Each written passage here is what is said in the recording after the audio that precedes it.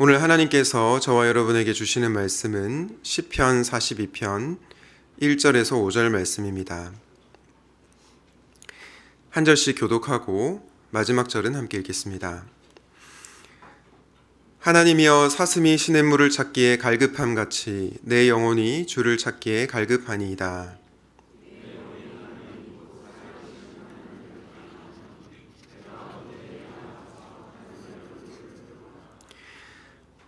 사람들이 종일 내게 하는 말이 너의 하나님이 어디 있느뇨 하오니 내 눈물이 주야로 내 음식이 되었도다.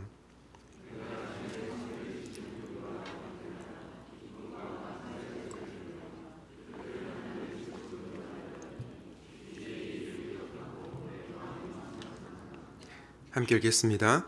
내 영혼아 내가 어찌하여 낙심하며 어찌하여 내 속에서 불안해하는가. 너는 하나님께 소망을 두라. 그가 나타나 도우심으로 말미암아 내가 여전히 찬송하리로다. 아멘. 네, 신년 특별 새벽기도에 3일차에 나오신 여러분들을 주님 이름으로 환영하고 축복합니다. 오늘은 도저히 예배 드릴 수 없을 때 라는 제목으로 하나님 말씀을 전하도록 하겠습니다. 원래는 제가 시편 95편으로 신년 특별 새벽 기도회를 준비하고 있었는데요. 한 청년과 대화를 나누던 중에 오늘 설교 본문을 바꾸게 되었습니다. 몇 주 전에 제가 설교하면서 우리는 아파도 기도해야 된다라고 설교를 한 적이 있는데요. 예배가 끝나고 나서 한 청년이 울면서 저에게 찾아왔습니다. 그리고 상담을 요청했습니다. 이 청년이 저를 찾아왔던 이유는 자기 인생에서 내 뜻대로 되는 것이 하나도 없고 하나님이 안 느껴진다, 그렇게 얘기를 했습니다. 그런 상황 속에서 어떻게 기도할 수 있는지 도저히 저는 기도할 수 없습니다, 그렇게 고민을 털어놓았습니다. 저는 이 청년의 고민을 들으면서 마음이 굉장히 무거워지고 또 아파왔습니다. 그런데 저는 이 문제가 비단 이 청년만의 문제는 아니라고 생각이 듭니다. 지금도 이 자리에 앉아 계신 그리고 온라인으로 말씀을 들으시는 분들 가운데에도 비슷한 고민을 하시는 분이 분명히 있을 거라는 생각이 듭니다. 소위 말해서 우리가 영적 침체에 빠질 때가 있다라는 것이죠. 이 영적 침체에 빠지면 어떻게 됩니까? 예배를 드려야 된다는 것을 머리로는 알고 있는데 이 예배의 자리 가운데로 나오는 것이 절대로 쉽지가 않습니다. 마음이 너무나 낙심이 되어서 예배의 자리 가운데로 나올 힘이 안 생기는 거죠. 저는 이분들이 도저히 예배 드리기 힘든 영적 침체에 빠진 분들이라고 생각을 합니다. 이런 분들을 향해서 제가 먼저 두 가지 말씀을 드리고 싶습니다. 첫 번째로 드리고 싶은 말씀은 누구나 영적 침체에 빠질 수 있다라는 것입니다. 특별한 사람만 영적 침체에 빠지는 것이 아니라 심지어 목회자인 저도 그리고 이 자리에 계신 여러분들도 영적 침체에 빠질 수 있다라는 것입니다. 그러므로 영적 침체에 빠진 분들이 이상한 사람이 아니라고 꼭 말씀을 드리고 싶습니다. 설교의 황태자라고 불린 찰스 스펄전 목사님은 깊은 우울증을 겪었습니다. 또한 위대한 신앙의 선배들도 이 영적 침체의 터널을 통과했죠. 성경에 봐도 엘리야도 그랬고 오늘 시편 42편에 나오는 시인도 영적 침체의 경험을 했다라는 것입니다. 그러니 혹시 여러분 가운데 영적 침체에 빠진 분들이 계시다면 그것을 이상하게 여기지 마시고 그럴 수 있다라고 생각하시면 좋겠습니다. 두 번째 드리고 싶은 말씀은 결국은 영적 침체로부터 벗어나야 한다라는 것입니다. 물론 당장 벗어나기 어려울 수 있을 것입니다. 하지만 분명한 사실은 그리스도인은 그 영적 침체에 머물러 있어서는 결코 안 된다라는 것입니다. 왜냐하면 영적 침체에 빠져 있을 때 믿지 않는 비그리스도인들이 우리를 보고 하나님이 살아계시는 거 맞냐라고 물어오기 때문입니다. 그래서 오늘 시편 42편 3절에 보면 이렇게 말씀하고 있습니다. 사람들은 날이면 날마다 나를 보고 너의 하나님이 어디 있느냐 하고 비웃는다라고 말씀을 하고 있습니다. 이렇게 우리가 영적 침체에 빠져 있을 때 믿지 않는 사람들이 우리를 향해 비웃고 하나님 정말 살아계신 것 맞는가? 라는 질문을 해온다라는 것입니다. 그러므로 우리는 결국 영적 침체로부터 벗어나야 하는 것입니다. 그렇다면 여러분, 우리는 도저히 예배드릴 수 없는 영적 침체에 빠졌을 때 어떻게 회복을 경험할 수 있을까요? 어떻게 다시 하나님을 예배할 수 있을까요? 오늘은 이 주제를 다루려고 하는데요. 바라기는 묵상하실 때 영적 침체로 벗어나 하나님을 예배하는 인생들이 되시기를 예수님의 이름으로 축원드립니다. 영적 침체로부터 회복될 수 있는 방법, 가장 첫 번째는 솔직하게 토로하는 것입니다. 솔직하게 토로하라. 여러분, 성경은 우리의 감정을 어떻게 생각할까요? 성경은 분명히 하나님보다 감정을 우상화하지 말라고 얘기합니다. 그러나 동시에 성경은 우리의 감정을 굉장히 소중하게 여기는 것을 알 수 있습니다. 그것을 알 수 있는 것이 성경에 보면 인간의 모든 감정이 적나라하게 드러납니다. 슬픔, 괴로움, 절망, 분노, 기타 등등 모든 감정이 성경에 드러납니다. 특별히 시편에 보면 인간이 겪을 수 있는 모든 감정이 드러난다는 것을 확인하게 되는데요. 시편을 구성하는 대부분의 시가 어떤 시인지 아십니까? 바로 탄식시라는 것을 알 수 있습니다. 이것을 통해서 우리는 무엇을 알게 됩니까? 저와 여러분이 솔직하게 탄식해도 된다라는 것을 알 수 있습니다. 하나님께 우리의 마음을 솔직하게 토로해도 된다라는 것을 알 수 있는 것이죠. 우리 시편 42편 9절 말씀을 함께 읽도록 하겠습니다. 시작.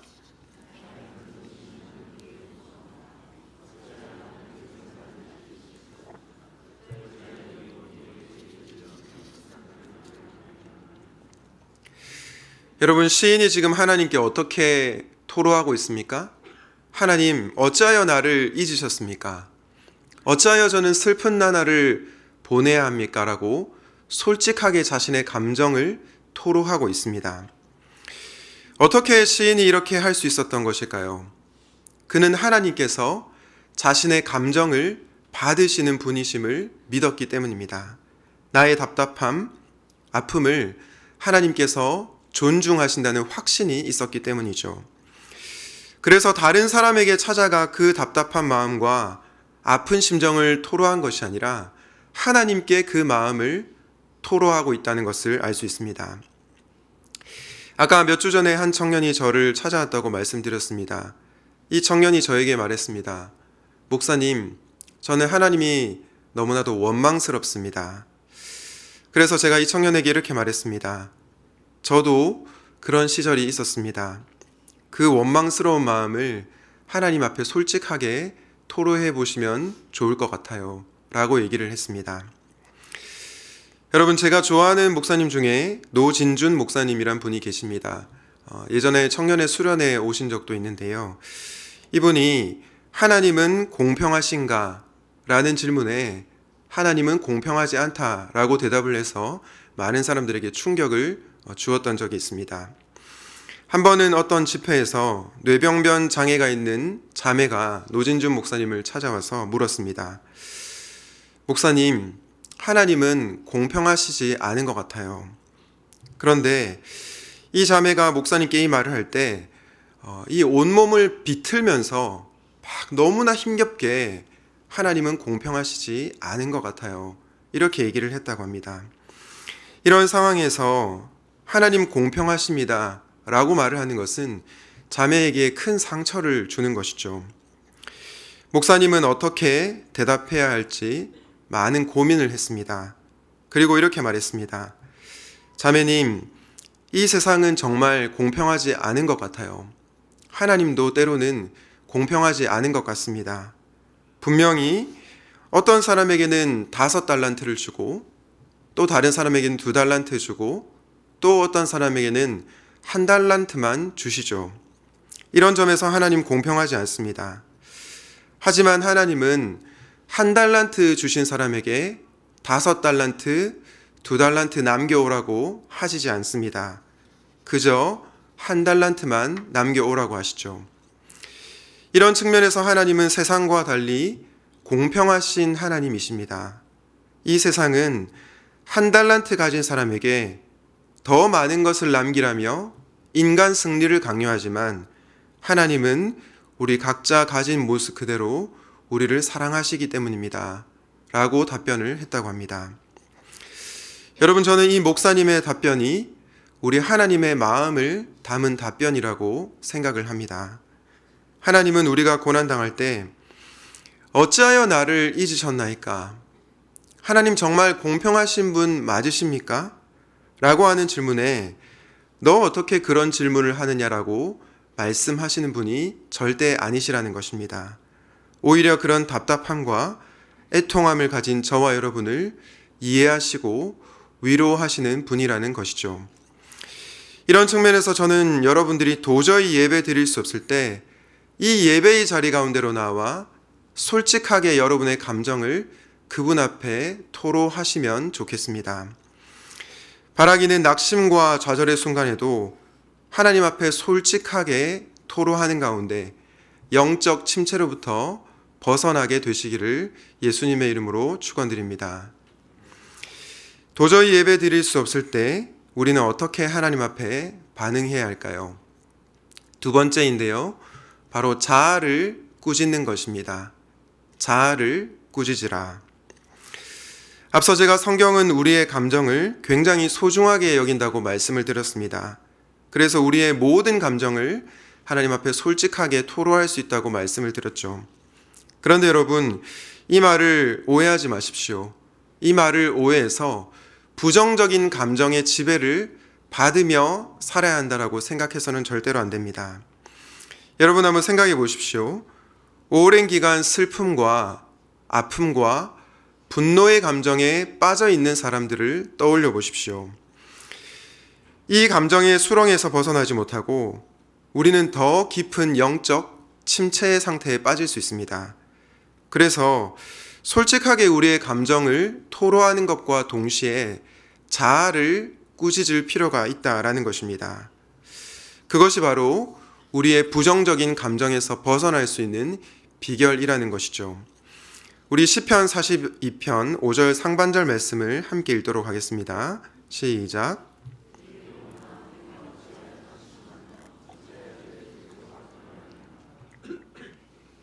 여러분, 지금 시인이 무엇을 하고 있습니까? 자신의 영혼, 다르게 말하면 자신의 자아를 향해 말을 걸고 있습니다. 엄밀히 말하면 자아를 꾸짖고 있습니다. 어떻게 꾸짖고 있습니까? 내 영혼아, 네가 어찌하여 낙심하는가? 어찌하여 내 속에서 불안해하는가라고 자아를 꾸짖고 있는 것입니다. 원래 의사였다가 목사가 된 로이드 존스 목사님은 이 말씀을 근거로 우리가 낙심에 빠질 때 자아를 꾸짖어야 된다라고 말했습니다. 그러면서 이렇게 말을 합니다. 자아가 우리에게 말을 걸게 하지 말고 우리가 자아에게 말을 걸어야 합니다. 무슨 뜻이죠? 나의 영혼이 우리 자신에게 부정적인 말을 건네올 때에 그 말을 듣지 말고 그 부정적인 자아와 싸워야 한다는 것입니다. 그러면서 이렇게 말했습니다. 자아의 말을 듣지 마십시오. 자아에게 덤벼드십시오. 자아에게 말하십시오. 자아를 책망하십시오. 야단치십시오. 권면하십시오. 격려하십시오. 자아의 말을 맥없이 듣고 있다가 기운을 잃고 주저앉지 말고 여러분이 알고 있는 사실들을 자아에게 상기시키십시오. 저는 이 부분을 읽으면서 영적 침체에서 벗어날 수 있는 비결이 우리의 자아를 꾸짖는 것에 있구나라는 사실을 깨닫게 되었습니다. 사랑하는 성도님 여러분, 사단은 우리를 향해서 끊임없이 절반의 진실만을 알려줍니다. 절반의 진실만이 무엇입니까? 바로 너 지금 당하고 있는 고난 쉬운 고난 아니잖아. 네가 겪고 있는 문제 너무 힘든 문제잖아. 그러니 좌절과 무기력의 감정에 계속해서 머물러 있어도 좋아 라고 얘기한다라는 것입니다. 여러분, 여기서 무엇이 절반의 진실입니까? 저와 여러분이 겪고 있는 고난과 문제가 쉽지 않다라는 것입니다. 그렇다면 절반의 거짓은 무엇입니까? 끊임없이 낙심에 빠져 있는 것이 맞아. 좌절과 무기력의 감정에 계속해서 머물러 있는 것이 당연해. 이것이 바로 절반의 거짓이라는 것입니다. 사탄은 이런 절반의 진실과 절반의 거짓을 섞어서 저와 여러분이 예배 드릴 수 없도록 만든다라는 것입니다. 그러나 하나님은 사탄과 달리 우리에게 이렇게 말씀하십니다. 네가 겪는 고난 너무 힘든 거 나도 다 알고 있다. 그러나 나는 너를 여전히 사랑한다. 네가 겪는 문제 정말 쉽지 않지.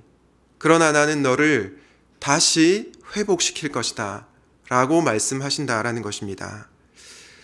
그러므로 사랑하는 샘물 성도 여러분, 영적 침체에 빠질 때 자아를 향해서 꾸짖으시기 바랍니다. 내 영혼아, 내가 어찌하여 낙심하느냐? 내 영혼아, 네가 어찌하여 불안해하는가? 이렇게 자아를 꾸짖는 가운데 영적 침체로부터 벗어나게 되는 은혜가 있으시기를 예수님의 이름으로 축원드립니다. 도저히 예배 드릴 수 없을 때 우리는 어떻게 해야 됩니까? 우리의 감정을 솔직하게 하나님께 토로해라. 그리고 부정적인 말을 건네는 자아를 꾸짖으라 라고 말씀을 드렸습니다. 그렇다면 도저히 예배 드릴 수 없을 때 마지막으로 우리는 어떻게 반응해야 할까요? 그것은 갈망의 느낌이 아니라 갈망의 대상에게 집중하는 것입니다. 여러분, 갈망의 대상이 누구입니까? 바로 하나님이시죠. 이 하나님께 집중할 때 우리는 영적 침체에서 벗어날 수 있습니다. 그러므로 갈망의 느낌이 아니라 갈망의 대상이신 하나님께 집중하는 저와 여러분이 되시면 좋겠습니다. 여러분, 앞서 제가 감정은 너무나 소중하지만 이 감정을 하나님보다 더 의지하거나 사랑하면 안 된다고 말씀을 드렸습니다. 왜냐하면 그렇게 될 때 감정이 우상이 될 수 있기 때문입니다. 그런데 저는 요즘 집회에서 드려지는 예배를 보면 우리의 감정을 하나님보다 더 앞세울 때가 있다는 걱정이 들 때가 있습니다. 화려한 음악과 현란한 퍼포먼스가 예배 가운데 있는데 그 예배와 집회 중에 하나님보다 감정에 집착하는 경향이 있다는 생각이 들기 때문입니다. 예전에 한 목사님이 저에게 이렇게 말했습니다. 목사님, 내가 라떼 목사여서 그런지는 모르겠는데 어떤 CCM 찬양을 듣는데 이상하게 나는 그 찬양이 찬양처럼 들리지 않고 가요처럼 들려. 하루는 찬양을 듣는데 가수 이승기 노래처럼 들리더라고. 이렇게 얘기를 했습니다. 제가 그 얘기를 듣는데 처음에는 너무 웃겼는데 곱씹을수록 정말 그런 생각이 들 수도 있겠다라는 생각이 들었습니다. 찬양의 가사를 통해 하나님께 집중하기보다 선율과 음악이 주는 분위기, 그런 것들을 통해 하나님보다 나의 감정에 더 집중할 수 있다라는 것입니다. 그러나 이런 예배는 결코 성경적인 예배라고 볼 수 없습니다. 성경이 말하는 예배는 갈망의 대상이신 하나님께 집중하는 예배이기 때문입니다. 오늘 본문의 시인은 자신의 감정을 굉장히 소중히 여겼지만 감정에 매몰되지는 않았습니다. 오히려 그는 갈망의 느낌보다 갈망의 대상이신 하나님께 집중하는 모습을 보이고 있습니다. 우리 시편 42편 1절과 2절 그리고 5절 하반절을 함께 읽도록 하겠습니다. 시작.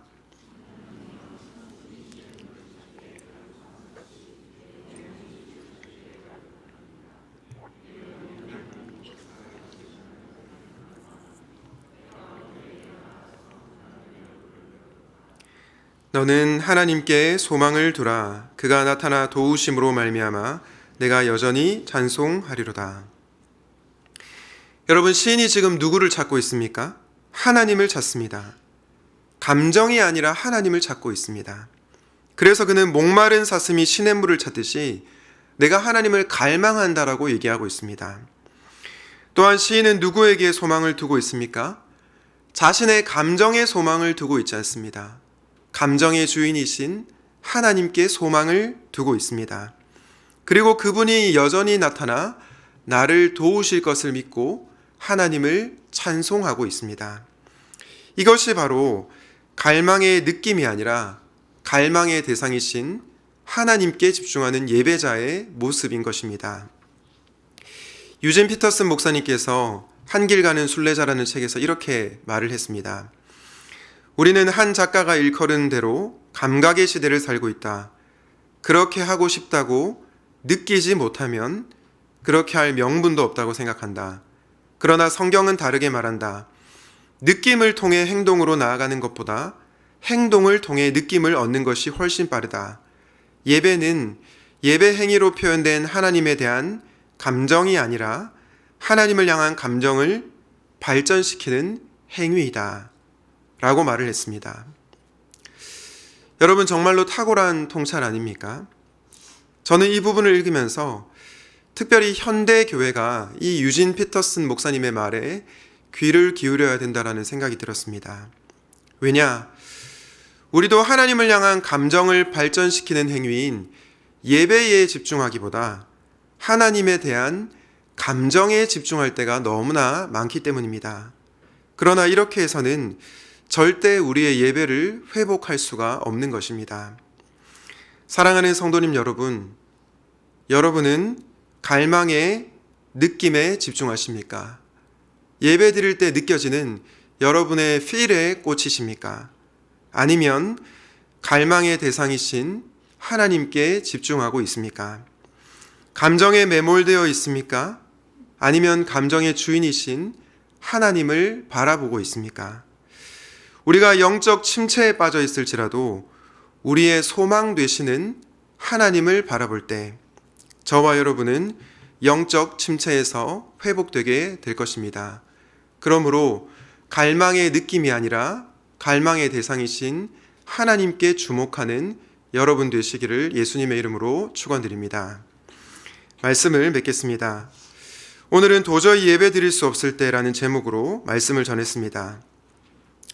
설교 초두에 말씀드린 것처럼 우리는 모두 도저히 예배 드릴 수 없을 것만 같은 상황에 빠질 때가 있습니다.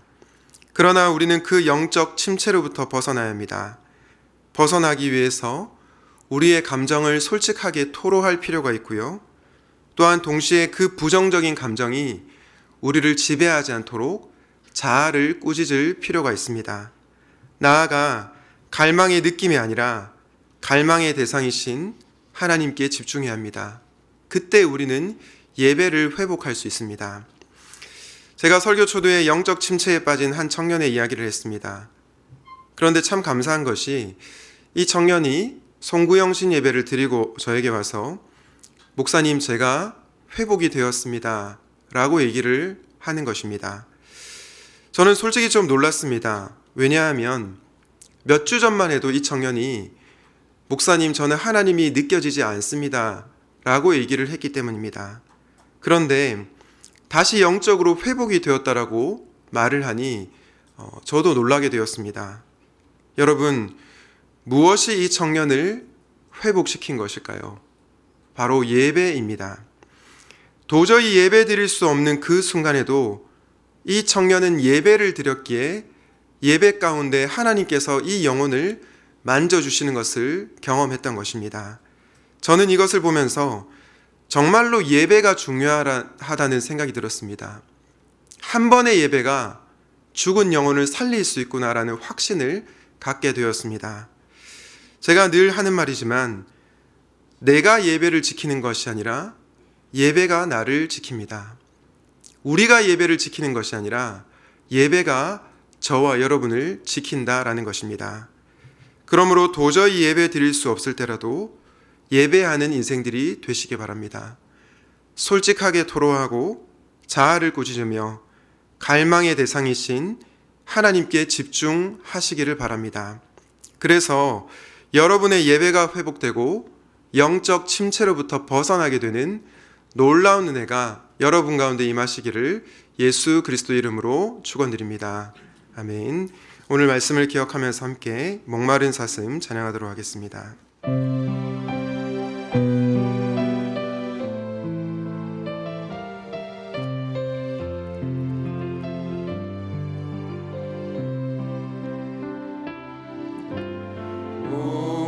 목마른 사슴 시냇물을 찾아 헤매이듯이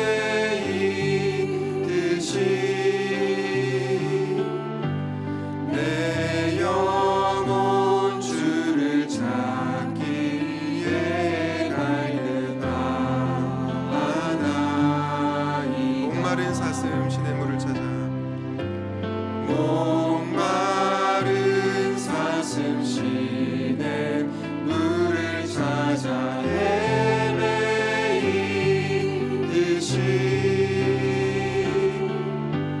내 영혼 주를 찾기에 갈급하나이다.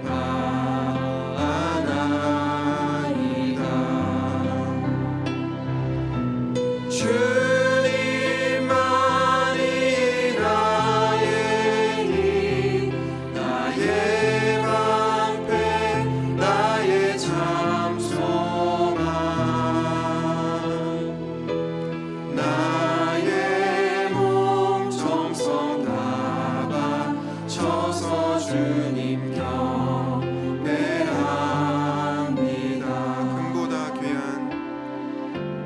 금보다 귀한 나의 주님, 내게 만져주신 주,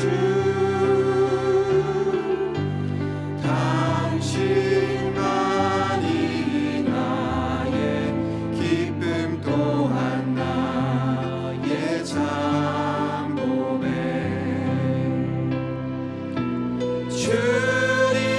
주님만이 나의 힘, 나의 방패, 나의 참 소망.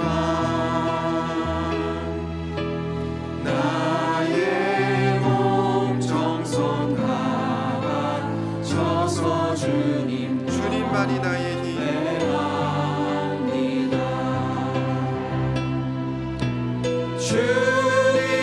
주님만이 나의 힘, 나의 방패, 나의 참 소망.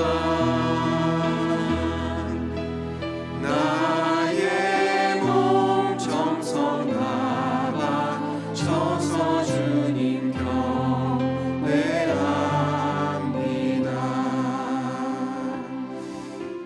사랑하는 성도님 여러분, 저는 기도 가운데 가장 좋은 기도는 솔직한 기도라고 생각을 합니다.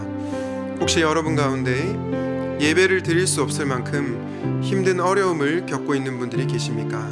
그렇다면 여러분의 감정을 하나님 앞에 솔직하게 토로하시기 바랍니다. 여러분의 분노, 여러분의 억울함, 여러분의 아픔, 여러분의 모든 그 감정을 하나님 앞에 솔직하게 토로하시기 바랍니다. 왜냐하면 하나님은 그 감정을 소중하게 여기시는 분이십니다. 그 감정을 토로하는 가운데 영적 침체로부터 회복되게 해달라고 이 시간 우리의 감정을 솔직하게 고백하는 기도를 드리도록 하겠습니다.